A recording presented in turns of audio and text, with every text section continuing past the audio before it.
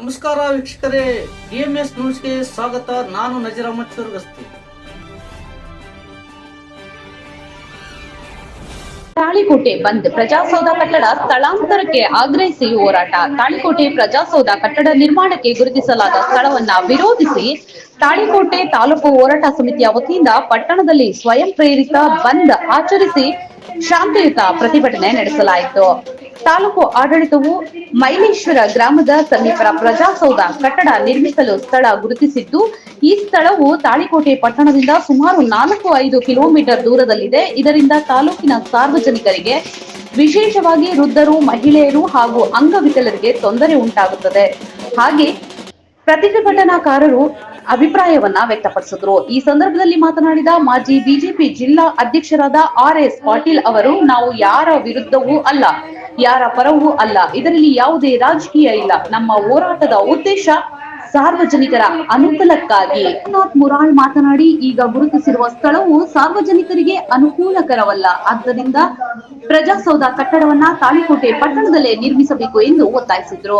ಬಂದ್ಗೆ ವ್ಯಾಪಾರಸ್ಥರು, ವಿವಿಧ ಸಂಘಟನೆಗಳ ಪದಾಧಿಕಾರಿಗಳು, ಸಂಘ ಸಂಸ್ಥೆಗಳ ಪ್ರತಿನಿಧಿಗಳು, ಬೀದಿ ಬದಿ ವ್ಯಾಪಾರಸ್ಥರು ಹಾಗೂ ಎಲ್ಲಾ ಸಮುದಾಯಗಳ ಮುಖಂಡರು ಬೆಂಬಲ ಸೂಚಿಸಿದ್ರು. ಪಟ್ಟಣದಲ್ಲಿ ವ್ಯಾಪಾರ ವಹಿಸಲು ಬಹುತೇಕ ಸ್ಥಗಿತಗೊಂಡಿದ್ದು, ಪ್ರತಿಭಟನೆ ಶಾಂತಿಯುತವಾಗಿ ನಡೆಯಿತು. ಈ ಸಂದರ್ಭದಲ್ಲಿ ತಾಳಿಕೋಟೆ ಹೋರಾಟ ಸಮಿತಿಯ ಅಧ್ಯಕ್ಷರಾದ ದಶರಥ್ ಸಿಂಗ್ ಮನ್ಗೋಳಿ, SB ಕಟ್ಟಿಮನಿ, ಮುತ್ತಪ್ಪ ಚಮ್ಲಾಪುರ್, MK ಚೌರಗಸ್ತಿ, ಮಾಸೂಮ್ ಸಾಬ್ ಕೆಂಬಾವಿ, ಪರಶುರಾಮ್ ತಂಗಡಿಗಿ, ಪ್ರಕಾಶ್ ಅಜೇರಿ, ರವೀಂದ್ರ ಕಟ್ಟಿಮನಿ ಮತ್ತು ದತ್ತು ಹೆಬಸೂರ್, ರಾಜು ಅಂಬಾಟೆ, ಗಂಗಾಧರ್ ಕಸ್ತೂರಿ, ಮಂಜು ಶೆಟ್ಟಿ, ಸುರೇಶ್ ಅಜೇರಿ, ಸದ್ದಾಂ ಬಿಳಗಿ, ಲತೀಫ್ ಬಿಳಗಿ, ಅಮಿತ್ ಮನ್ಗೋಳಿ, ನಾಗೇಶ್ ಕಟ್ಟಿಮನಿ,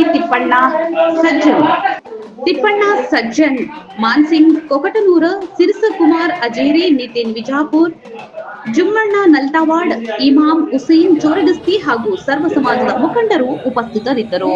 ಅಜೀಜ್ ಚೋರಗಸ್ತಿ, DMS ನ್ಯೂಸ್, ತಾಳಿಕೋಟೆ, ನಿಮ್ಮದೇ ಧ್ವನಿ. ನಮ್ಮ ಚಾನೆಲ್ DMS ನ್ಯೂಸ್ ಲೈಕ್ ಮಾಡಿ, ಸಬ್ಸ್ಕ್ರೈಬ್ ಮಾಡಿ, ಶೇರ್ ಮಾಡಿ, ಕಮೆಂಟ್ ಮಾಡಿ.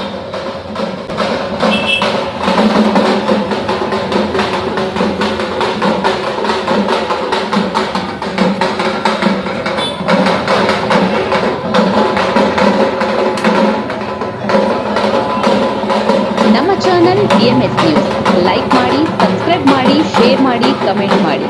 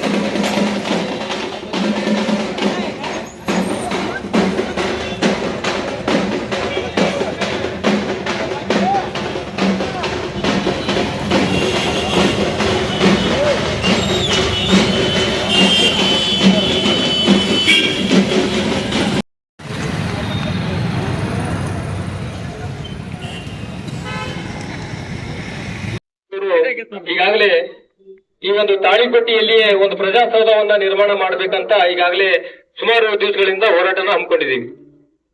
ಈ ತಾಳಿಕೋಟೆಯಲ್ಲಿ ಪ್ರಜಾಸೌಧ ನಿರ್ಮಾಣ ಆಗ್ಬೇಕಾದ್ರೆ ಇದು ಹೋರಾಟದ ಮುಖಾಂತರ ತಗೋಬೇಕಾಗಿದ್ದು ಇದು ಅನಿವಾರ್ಯವಾಗಿದೆ.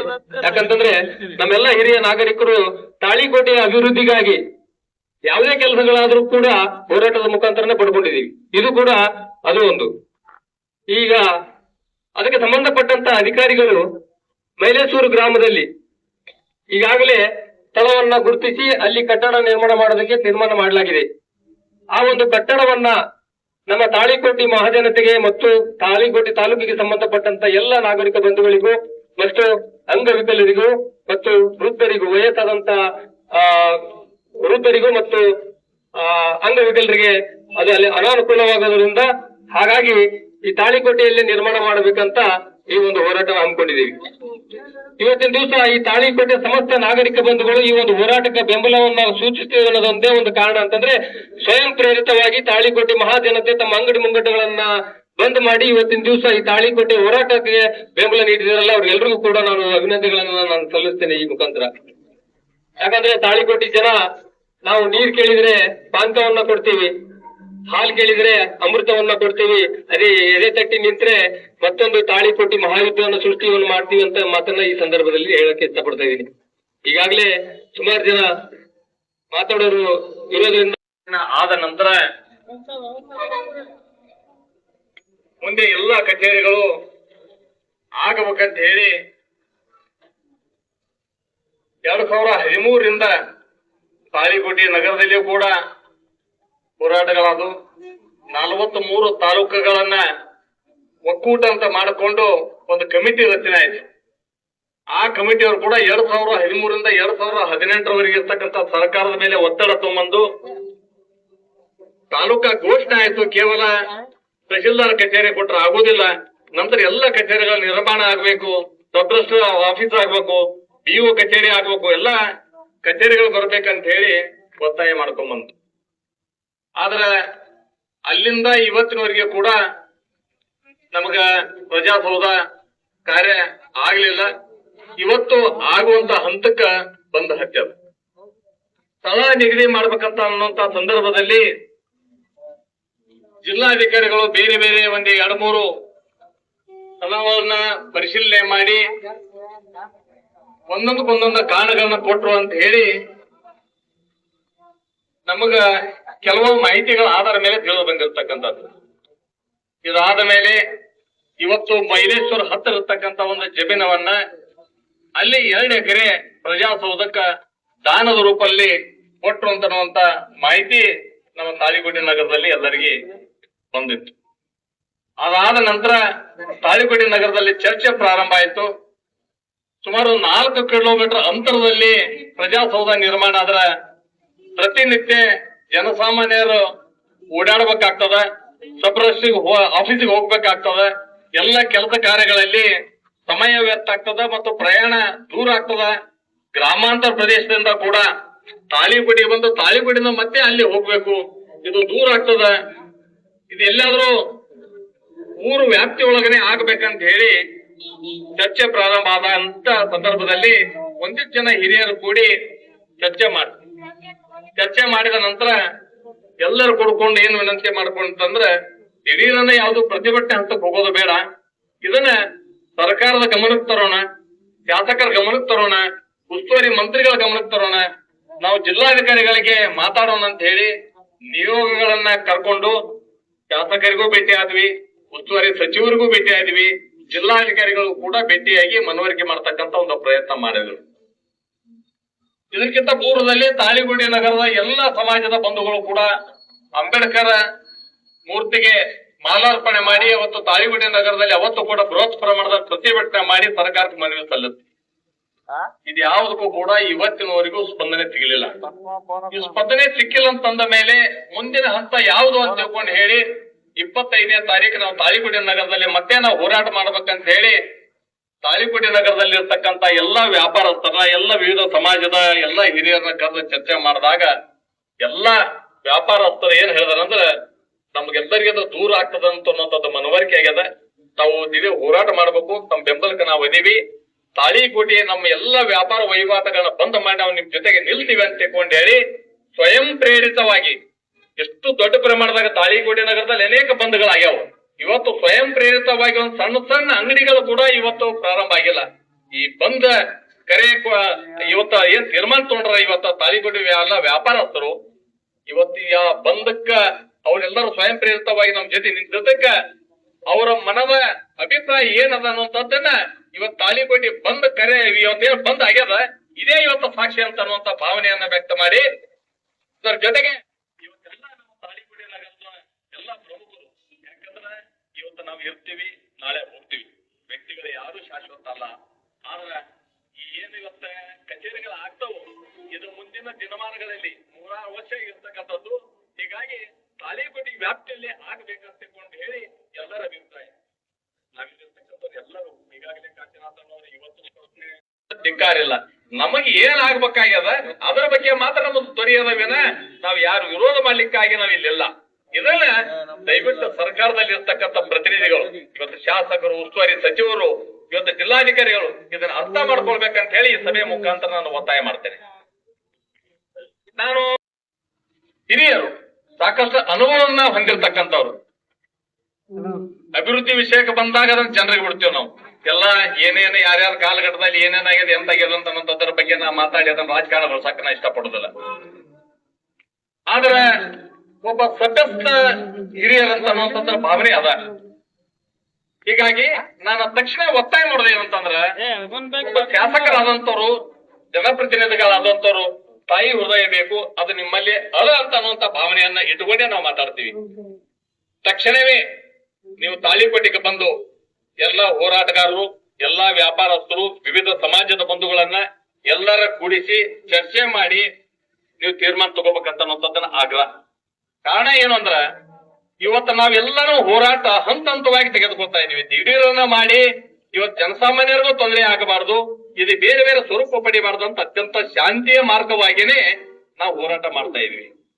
ಆದ್ರೆ ನಾನು ನಿನ್ನೆ ರಾತ್ರಿ ನನಗೆ ಫೋನ್ಗಳು ಬಂದು, ನಿನ್ನ ಊರಲ್ಲಿ ಇರಲಿಲ್ಲ, ಬೇರೆ ಕಾರಣಕ್ಕೆ ನಾನು ಬೇರೆ ಕಡೆ ಹೋದಂತ ಸಂದರ್ಭದಲ್ಲಿ ಏನಂದ್ರೆ ಪ್ರತಿಭಟನೆ ಮಾಡ್ಬೇಕಾದ್ರೆ, ನಾವು ಧರಣಿ ಮಾಡ್ಬೇಕಾದ್ರೆ ನಾವು ಇಲ್ಲಿ ಅವಕಾಶ ಕೊಡಂಗಿಲ್ಲ, ಸ್ಥಳಾವಕಾಶ ಕೊಡಂಗಿಲ್ಲ ಅಂತ ಅನ್ನೋದ್ರ ಬಗ್ಗೆ ನಾನು ಎಲ್ಲಾ ನಮ್ಮ ಇಲಾಖೆಗಳು ಸಂಬಂಧಪಟ್ಟಿರ್ತಕ್ಕಂತ ಇವತ್ತು ಮುನ್ಸಿಪಾಲಿಟಿ ಅಧಿಕಾರಿಗಳಿರ್ಬೋದು, ಪೊಲೀಸ್ ಇಲಾಖೆ ಅಧಿಕಾರಿಗಳಿರ್ಬೋದು, ನಾನು ವಿನಂತಿ ಮಾಡ್ತೇನೆ.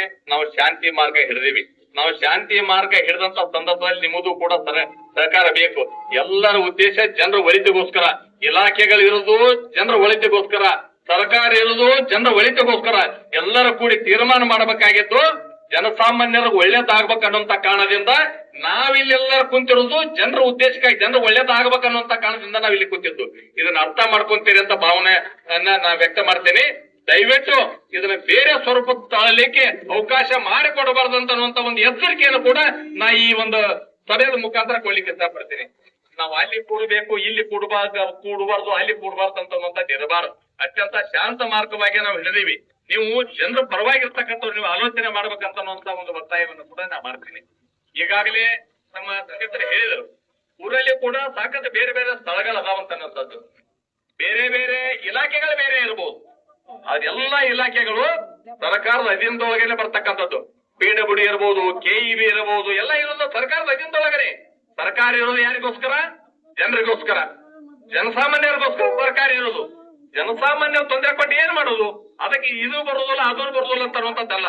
ತಾವು ಹಿರಿಯರದಿರಿ, ಹಿರಿಯ ಶಾಸಕರಿದ್ದೀರಿ, ಮುಖ್ಯಮಂತ್ರಿಗಳ ಜೊತೆಗೆ ನೀವು ಕುಳಿತು ನೀವು ಚರ್ಚೆ ಮಾಡಿ, ನನ್ನ ಕ್ಷೇತ್ರದ ಇಂಥ ಒಂದು ಸಮಸ್ಯೆ ಬಂದದ, ತಕ್ಷಣವೇ ಆ ಇಲಾಖೆ ಈ ಇಲಾಖೆ ಅಲ್ಲ, ಎಲ್ಲಾ ಇಲಾಖೆಯ ಕರೆದು ಒಂದು ಸಭೆ ಮಾಡಿಕೆಂದ ನೀವು ಇವತ್ತ ಜನರ ಒಳ್ಳೇದಕ್ಕೋಸ್ಕರ ಇವತ್ತು ಬಿಟ್ಟು ಕೊಡ್ಬೇಕಂತ ಹೇಳಿ ನೀವು ಒತ್ತಾಯ ಮಾಡಿ.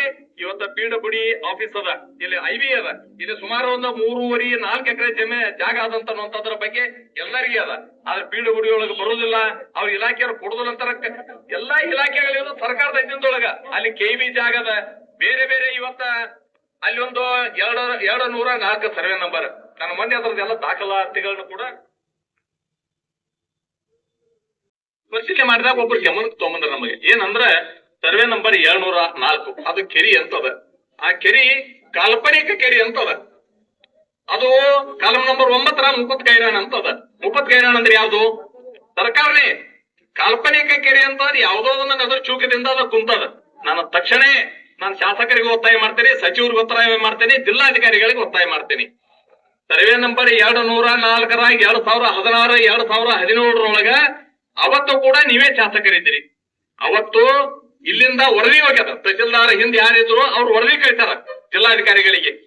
ಎಲ್ಲಾ ದಾಖಲೆ, ಮೂಲ ದಾಖಲೆಗಳನ್ನ ಪರಿಶೀಲನೆ ಮಾಡಲಿಕ್ಕಾಗಿ ಎಲ್ಲೂ ಕೂಡ ದಾಖಲೆ ಅಂತ, ಕೆರೆ ಅಂತ ದಾಖಲೆ ಇಲ್ಲ, ಉಲ್ಲೇಖ ಇಲ್ಲ ಅಂತ ಅನ್ನುವಂಥದ್ದನ್ನ ಅವತ್ತು ವರದಿ ಕಳಿತಾರ. ಅವತ್ತು ಅಸಿಸ್ಟೆಂಟ್ ಕಮಿಷನರ್ ಕೂಡ ವರದಿ ಕೊಟ್ಟಾರ ಜಿಲ್ಲಾಧಿಕಾರಿಗಳಿಗೆ. ಮತ್ತ ಅವತ್ತು ಎಲ್ಲಾ ದಾಖಲೆಗಳನ್ನ ಪರಿಶೀಲನೆ ಮಾಡಿ ವರದಿ ಕೊಟ್ಟ ಮೇಲೆ ಕೆರೆ ಇಲ್ಲ ಅಂತ ತಿಳ್ಕೊಂಡು ಎಲ್ಲ ಅದಕ್ಕೆ ಸಂಬಂಧಪಟ್ಟದ ಯಾವುದೇ ದಾಖಲೆಯಲ್ಲಿ ಇರಲಿಲ್ಲ ಅಂತ ಅಂದ್ಮೇಲೆ ನಿಮ್ಮದೇ ಅವಧಿ ಒಳಗ ಸರ್ಕಾರಕ್ಕೆ ಅವತ್ತ ಪ್ರಸ್ತಾವನೆ ಹೋಗ್ಯದ. ಆದ್ರೆ ಅದು ಅದೇ ನೆನೆಗೆ ಉದಿಗೆ ಬಿತ್ತು. ಅದು ಯಾಕೆ ನೆನೆಗೆ ಬಿದ್ದದ ಗೊತ್ತಿಲ್ಲ. ಇವತ್ತಿಗೂ ಕೂಡ ಜಿಲ್ಲಾಧಿಕಾರಿಗಳು ಮನಸ್ಸು ಮಾಡಿದರೆ ತಕ್ಷಣವೇ ತಾವು ಅಸಿಸ್ಟೆಂಟ್ ಕಮಿಷನರ್ ಕಡೆಯಿಂದ ಒಂದು ವರದಿ ತಗಿಸ್ಕೊಂಡು ಅದು ನೋಟಿಫಿಕೇಶನ್ ಮಾಡಿ ರದ್ದು ಮಾಡಿ ಅಲ್ಲೂ ಕೂಡ ಮಾಡ್ಲಿಕ್ಕೆ ಅವಕಾಶ ಅದ. ಬೇರೆ ಬೇರೆ ಇವತ್ತು ಮುನ್ಸಿಪಾಲಿಟಿಗೆ ಹೇಳಿದ್ರೆ ಅಲ್ಲಿ ಒಂದು ಬೇರೆ ಏನೋ ಮುಂದಿನ ದಿನಮಾನದಲ್ಲಿ ಮುನ್ಸಿಪಾಲಿಟಿಗೆ ಇನ್ಕಮ್ ಸೋರ್ಸ್ ಬೇಕಾಗದ ಅಂತ ಅನ್ನೋಂತ ಶಾಸಕರ. ಆದ್ರೆ ನಮ್ಗೆ ಯಾವುದೋ ಹಠ ಇಲ್ಲ, ಇಲ್ಲೇ ಮಾಡ್ಬೇಕಂತ ಅನ್ನೋಂತ ಹಠನೂ ಕೂಡ ಇಲ್ಲ. ಆದ್ರೆ ಇಲ್ಲಿಂದ ಹತ್ತಿರ ಇರ್ತಕ್ಕಂಥ ಒಂದು ಯಾವ್ದಾದ್ರು ಜಾಗಗಳನ್ನ ಗುರುತಿಸಿ ತಾವು ತೀರ್ಮಾನ ತೆಗೆದುಕೊಂಡ್ರೆ ಇಡೀ ಸಮಸ್ತ ತಾಳಿಕೋಟಿ ಎಲ್ಲಾ ಜನರು ನಿಮ್ ಬೆಂಬಲಕ್ಕೆ ನಿಲ್ತಾರ. ಆದ್ರೆ ನಾವು ದಯವಿಟ್ಟು ನೀವು ಅಲಕ್ಷ್ಯ ಮಾಡಬಾರದು ಅಂತ ಅನ್ನುವಂತ ವಿನಂತಿ ಮಾಡ್ಕೊತೇನೆ. ಸಾಕಷ್ಟು ನಮ್ಮ ತಾಳಿಕೋಟಿ ನಗರದಲ್ಲಿ ನಮ್ಗೆಲ್ಲರಿಗೆ ಅನುಭವ ಅದ. ಎಂತ ತಾಲೂಕಾ ಹೋರಾಟಕ್ಕಾಗಿ ನಾವು ಪ್ರತಿಭಟನೆ ಮಾಡಿದ್ವಿ, ಸುಮಾರು ದಿವಸಗಳ ಕಾಲ ಹೋಯ್ತು. ಅದಾದ ನಂತರ ರಸ್ತೆಗಳಿಗೋಸ್ಕರ ನಾವು ಹೋರಾಟ ಮಾಡಿದ್ವಿ. ಅದು ತಾಚಾರ ಮಾಡಿ ಮಾಡಿ ಅದು ಮುಂದೆ ದೀರ್ಘಕ್ಕೆ ಹೋಗುವಂತ ಪರಿಸ್ಥಿತಿಗೆ ಬಂತು. ಅದಕ್ಕೆ ದಯವಿಟ್ಟು ಅಂತ ಅವಕಾಶ ಕೊಡಬಾರ್ದು. ಇಲ್ಲಿ ಕುಂತವ್ರು ನಮ್ಮ ಸಹನೆ ನಾವಿಲ್ಲದೀವಿ, ಆದ್ರೆ ನಮ್ಮ ಸಹನೆ ನಮ್ಮ ದೌರ್ಬಲ್ಯ ಅಲ್ಲ. ದಯವಿಟ್ಟು ಆಗ್ತಕ್ಕಂಥ ಸರ್ಕಾರದ ಪ್ರತಿನಿಧಿಗಳು ಇದನ್ನ ಅರ್ಥನೆ ಮಾಡಿಕೊಂಡು ತಕ್ಷಣವೇ ನೀವು ಇಲ್ಲಿ ಬಂದು ಸ್ಪಂದನೆ ನೀಡಬೇಕಂತ ಒಂದು ವಿನಂತಿಯನ್ನ ಮಾಡ್ತೇನೆ. ಎಲ್ಲರ ಜೊತೆ ಚರ್ಚೆ ಮಾಡಿಕೊಂಡು ತಾಳಿಕೋಟೆ ಜನರಿಗೆ, ಸುತ್ತಮುತ್ತಲಿನ ಗ್ರಾಮಗಳಿಗೆ ಎಲ್ಲರಿಗೆ ಒಳ್ಳೇದಾಗುವಂತ ನಿಟ್ಟಿನೊಳಗೆ ಒಂದು ತೀರ್ಮಾನ ಆಗ್ಬೇಕಂತ ಹೇಳಿ ಈ ಒಂದು ಸಭೆ ಮುಖಾಂತರ ನಾನು ಒತ್ತಾಯ ಮಾಡಿ ಇವತ್ತು ಈ ಹೋರಾಟದಲ್ಲಿ, ಈ ಹೋರಾಟ ನಾಳೆ ಮುಗಿತದೋ ನಾಡ್ದೋ ಮುಗಿತದೋ ಗೊತ್ತಿಲ್ಲ, ನೀವು ಯಾವ ರೀತಿ ಸ್ಪಂದನೆ ಇಡ್ತೀವಿ ಅದರ ಮ್ಯಾಗ ತೀರ್ಮಾನ ಆಗ್ತದೆ. ಅದು ಇಲ್ಲಿ ಇರ್ತಕ್ಕಂಥವ್ರು ನಾವು ಎಲ್ಲರೂ ಕೂಡ ನಾವು ಯೋಚನೆ ಮಾಡ್ಬೇಕು. ಮುಂದಿನ ನಮ್ಮ ಪೀಳಿಗೆ ಅದ, ನಾವ್ ಇವತ್ತು ಏನಾದ್ರೂ ನಾವು ಉದಾಸೀನ ಮಾಡಿ ಹೋದ್ರೆ ನಮ್ಮ ಮುಂದಿನ ಪೀಳಿಗೆ ಕೂಡ ನಾವು ಪಶ್ಚಾತ್ತಾಪ ಪಡಬೇಕಾಗ್ತದ. ಯಾಕಂದ್ರೆ ಇವತ್ತು ಹತ್ತಿರದಾಗಿದ್ರೆ ಓಡಾಡ್ಲಿಕ್ಕೆ ಅನುಕೂಲ ಆಗ್ತದ ಅನ್ನುವಂತ ಭಾವನೆ ಎಲ್ಲರ ಒಳಗದ. ಹೀಗಾಗಿ ತಾವೆಲ್ಲರೂ ಮಾನಸಿಕವಾಗಿ ಸಿದ್ಧರಿರಿ, ತಮ್ಮ ಬೆಂಬಲ ಇದ್ರ ಜೊತೆಗೆ ಇರಲಿ. ತಮ್ಮ ಬೆಂಬಲ ಈಗಾಗಲೇ ಕೊಟ್ಟಿದ್ರಿ. ತಾಳಿಕೋಟಿ ಇವತ್ತು ಬಂದ ಆಗಿರತಕ್ಕಂಥದ್ದು ನೋಡಿದ್ರೆ ತಕ್ಷಣವೇ ಎಚ್ಚೆತ್ಕೊಳ್ಬೇಕಂತ ಅನ್ನುವಂಥದ್ದು. ಈಗಾಗಲೇ ರಾಜ್ಯದಲ್ಲಿ ಬೇರೆ ಬೇರೆ ಬೇರೆ ಸ್ವರೂಪ ತಾಳಕಟ್ಟ ಪ್ರತಿಭಟನಾ, ಆದ್ರೆ ಯಾಕೋ ಒಂದ್ ಕಡೆ ಇವತ್ತು ಉದಾಸೀನ ಮಾಡಬಾರ್ದು ಅಂತ ಅನ್ನುವಂತ ಒಂದು ಆಗ್ರಹವನ್ನ ನಾನು ಮಾಡಿ ಮತ್ತೊಮ್ಮೆ ಈ ಪ್ರತಿಭಟನೆಯಲ್ಲಿ ಭಾಗಿಯಾಗಿರ್ತಕ್ಕಂಥ ಎಲ್ಲ ತಾಳಿಕೋಟೆ ನಗರದ ಎಲ್ಲ ವ್ಯಾಪಾರಸ್ಥರಿರ್ಬೋದು, ಎಲ್ಲ ವಿವಿಧ ಸಮಾಜದ ಬಂಧುಗಳು ಇರಬಹುದು, ನೀವು ಬೆಂಬಲ ಕೊಟ್ಟು ಇವತ್ತು ಬಂದಿಯಲ್ಲಿ ಕೊಟ್ಟಿದ್ದೀರಿ. ಮತ್ತೊಮ್ಮೆ ನಿಮ್ಗ ವಂದನೆಗಳನ್ನ, ಧನ್ಯವಾದಗಳನ್ನ.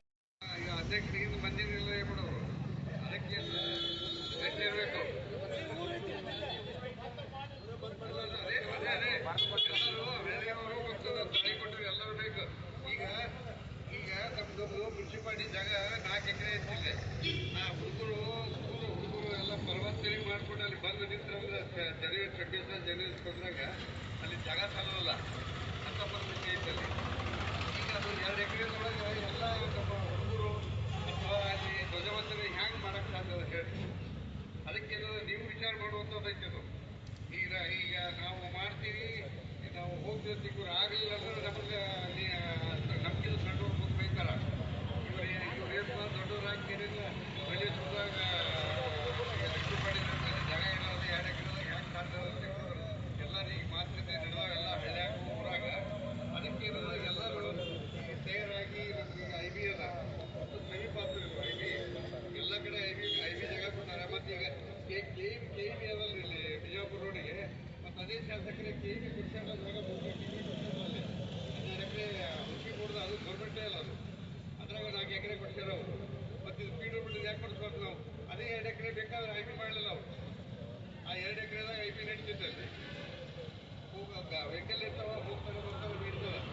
ಹುಡುಗರು ನಾವು ನಡ್ಕೊತ ಹೋಗೋದು ಹೇಗೆ ಹೇಳಿ? ಮತ್ತು ಇಲ್ಲಿಂದ ನಾವು ಮಾತಾಡ್ಕೊಂಡು ಹೋದ್ರೆ 200 ರೂಪಾಯಿ ನಮ್ಮ ಕೆಲಸ ಅಲ್ಲಿ ಯಾರು ಇದ್ದಿಲ್ಲ, ಹೊಳೆ ಬರ್ಬೇಕಾದ್ರೆ ನಡ್ಕೋದು ಹೇಗೆ? ಅವಾಗ ಏನು ಮಾಡ್ಬೇಕು? ನೀವು ನಡ್ಕೋತ ಬರ್ಬೇಕು ಅನಿವಾರ್ಯ. ಅದಕ್ಕೆ ಎಲ್ಲ ಸಮಸ್ಯೆ ಅದಾವ. ಅದಕ್ಕೆ ಏನಂತಂದ್ರೆ ಈಗ ನಮ್ಮ ಹೋರಾಟ ಈ IB ಫಿಕ್ಸ್ ಮಾಡೋದು IBನೇ ಮಾಡೋ ಮತ್ತು ಎಲ್ಲರೂ ವಿಚಾರದ ಇಲ್ಲ. ನೀವು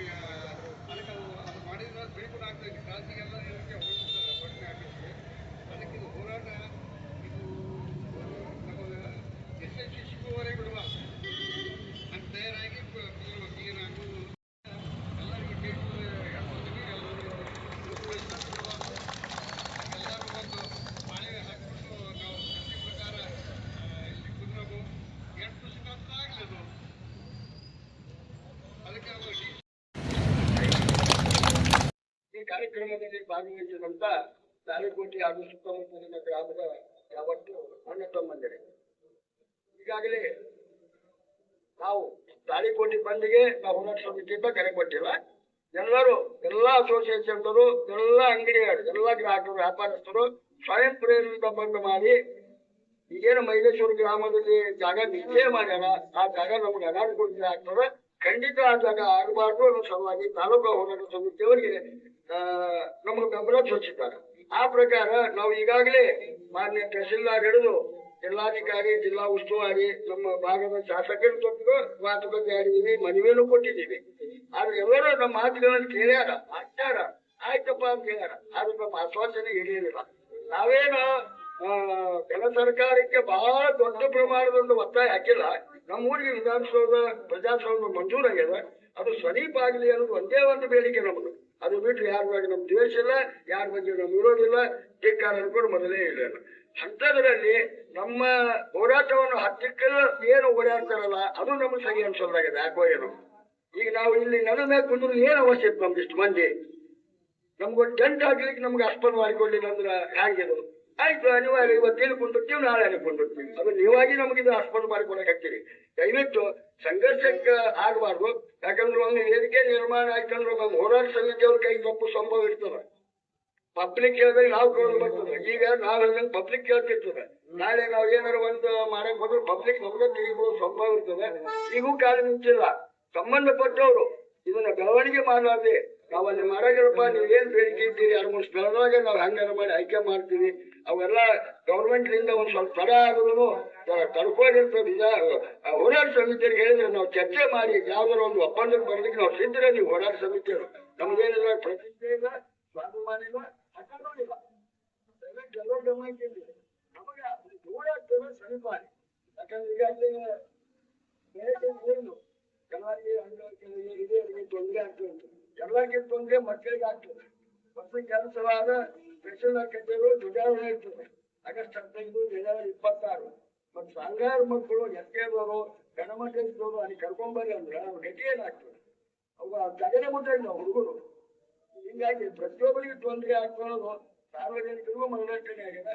ಸಂಬಂಧಪಟ್ಟವರು ನಮ್ಮ ಬೇಡಿಕೆಗೆ ಸ್ಪಂದಿಸಿ ದಯವಿಟ್ಟು ಆ ಜಾಗ ರದ್ದು ಮಾಡಿ ನಮ್ಗೆ ಸಮೀಪದಲ್ಲಿ ನಮ್ಮ ಬೇಡಿಕೆ 2-3 ಜಾಗದಾಗ ಅವ್ರು ಮಾಡಿಕೊಡ್ಬೇಕಂತ ನಾವು ಹೋರಾಟ ಸಲ್ಲಿಸಿ ಹಾಗೂ ತಮ್ಮೆಲ್ಲರ ಪರವಾಗಿ ಕೆಲ ಸರ್ಕಾರಕ್ಕೂ, ಶಾಸಕರಿಗೂ, ಜಿಲ್ಲಾಧಿಕಾರಿಗಳಿಗೂ, ತಾಲೂಕು ಆಡಳಿತಕ್ಕೂ ಮನವಿ ಮಾಡಿದ್ದೀವಿ. ತಾಳಿಕೋಟೆಯ ತಾಲೂಕು ಹೋರಾಟ ಸಮಿತಿಯಿಂದ ಇವತ್ತು ಸತ್ಯಾಗ್ರಹವನ್ನು ಹಮ್ಮಿಕೊಂಡಿದ್ದೇವೆ. ಇಲ್ಲಿ ವೇದಿಕೆ ಮೇಲೆ ಕುಳಿತಂತ ಎಲ್ಲ ಗಣ್ಯ ವ್ಯಕ್ತಿಗಳು ಮತ್ತು ಇಲ್ಲಿ ಎಲ್ಲ ಸುತ್ತಮುತ್ತಲಿನ ನಾಗರಿಕರು ಮತ್ತು ಎಲ್ಲರಿಗೂ ನನ್ನ ನಮಸ್ಕಾರಗಳು. ಈ ಹೋರಾಟ ಸಮಿತಿಯ ಮುಖ್ಯ ಉದ್ದೇಶ ಅಂದರೆ 5-6 ಕಿಲೋಮೀಟರ್ ಮೈಲೇಶ್ವರ ಹತ್ತಿರ ಒಂದು ಪ್ರಜಾಸೌಧ ಸ್ಥಳವನ್ನು ಕೊಟ್ಟಿದ್ದಾರೆ. ಅದು ನಮ್ಮ ಸೂಕ್ತ ಸ್ಥಳ ಇಲ್ಲ. ಯಾಕಂದ್ರೆ ಇಲ್ಲಿಂದ 5-6 ಕಿಲೋಮೀಟರ್ ಆಗ್ತದೆ. ಇಲ್ಲಿಂದ ಅಂಗವಿಕಲರು ಮತ್ತು ವೃದ್ಧರು ಮತ್ತು ರೈತರು ಯಾವುದೇ ಕಾರಣಕ್ಕೂ ನಾವು ಅಲ್ಲಿ ಹೋಗ್ಲೇಬೇಕು. ಪ್ರಜಾಸೌಧಕ್ಕೆ ಏನೇ ನಮ್ಮ ಕೆಲಸ ಇದ್ರು ಅಲ್ಲಿ ಹೋಗಲೇಬೇಕು. ಅಷ್ಟು ದೂರ ಹೋಗೋದ್ರಿಂದ 200 ಅಥವಾ 300 ರೂಪಾಯಿ ನಾವು ಬಡಿಬೇಕಾಗ್ತದೆ ಆಟೋ ರಿಕ್ಷಾಕ್ಕೆ. ಇಲ್ಲೇ ನಮ್ಮ ತಾಳಿಕೋಟೆಯಲ್ಲಿ ಪ್ರಜಾಸೌಧ ನಿರ್ಮಾಣ ಆದರೆ ಎಲ್ಲರಿಗೂ ಸುತ್ತಮುತ್ತ ರೈತ ಬಾಂಧವರಿಗೆ ಮತ್ತು ಎಲ್ಲ ಗ್ರಾಮಗಳಿಗೂ ಅನುಕೂಲ ಆಗುತ್ತದೆ. ಮತ್ತು ಅಲ್ಲೇ ಆ ಸ್ಥಳ ಅಲ್ಲಿ ನಿರ್ಮಾಣ ಮಾಡುವುದರಿಂದ ಇಲ್ಲಿ ತಾಳಿಕೋಟೆ ವ್ಯಾಪಾರ ಎಲ್ಲ ಸತ್ತು ಹೋಗುತ್ತೆ. ಈ ತಾಳಿಕೋಟೆಯ ವ್ಯಾಪಾರಸ್ಥರು ಕೂಡ ನಾವು ಯೋಚನೆ ಮಾಡಬೇಕಂತ ಬೀದಿ ವ್ಯಾಪಾರಗಳಾಗಲಿ, ಹೋಟೆಲ್ಗಳಾಗಲಿ ಮತ್ತು ಇನ್ನಿತರ ಯಾವುದೇ ಒಂದು ವ್ಯಾಪಾರ ನಮ್ಮ ಏನು ಉಳಿದಿಲ್ಲ. ಇಲ್ಲಿ ತಾಳಿಕೋಟೆ ಮತ್ತೊಂದು ಒಂದು ಸ್ಥಳ ನಿರ್ಮಾಣ ಆಗ್ತದೆ. ಅಷ್ಟು ದೂರ ಹೋಗೋದ್ರಿಂದ ನಮ್ಗೆ ಬಹಳ ತೊಂದರೆ ಆಗ್ತದೆ. ಆದ್ರಿಂದ ಆ ಸ್ಥಳವನ್ನು ಮೈಲೇಶ್ವರದಲ್ಲಿ ಕೊಟ್ಟಂತಹ ಸ್ಥಳವನ್ನು ರದ್ದು ಮಾಡಿ ಇದೇ ತಾಳಿಕೋಟೆ ಸಮೀಪದಲ್ಲಿ 4 ಸರ್ಕಾರಿ ಜಾಗಗಳದ ಯಾವುದಾದೊಂದು ಸೂಕ್ತವಾದ ಸ್ಥಳವನ್ನು ಗುರುತಿಸಿ ನಮ್ಮ ಪ್ರಜಾಸೌಧ ಇಲ್ಲೇ ನಿರ್ಮಾಣ ಮಾಡಲಿಕ್ಕೆ ಈಗ ಸಂಬಂಧಪಟ್ಟಂತ ತಹಶೀಲ್ದಾರ್ ಆಗಲಿ, ಮಾನ್ಯ ಜಿಲ್ಲಾಧಿಕಾರಿ ಮತ್ತು ಮಾನ್ಯ ಶಾಸಕರಾಗಲಿ ಇದನ್ನು ಮಾಡಿಕೊಟ್ಟರೆ ನಮ್ಗೆ ಎಲ್ಲರಿಗೂ ಅನುಕೂಲ ಆಗಿದೆ ಅಂತ ಹೇಳಿ ಒಂದೆರಡು ಮಾತು.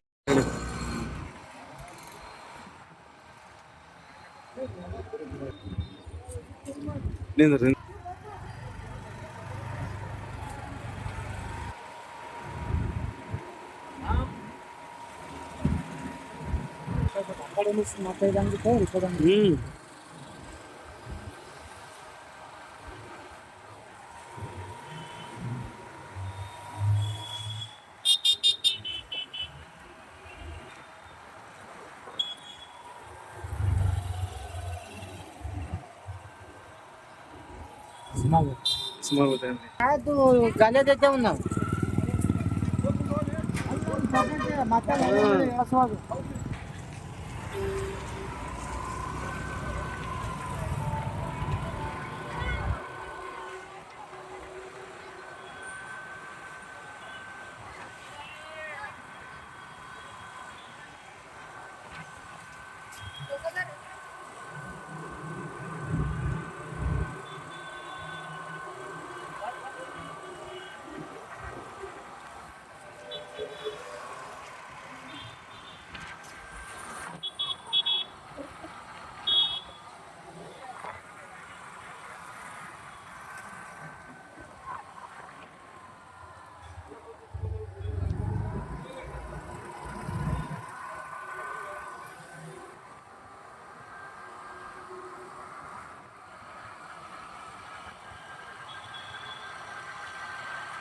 सगळी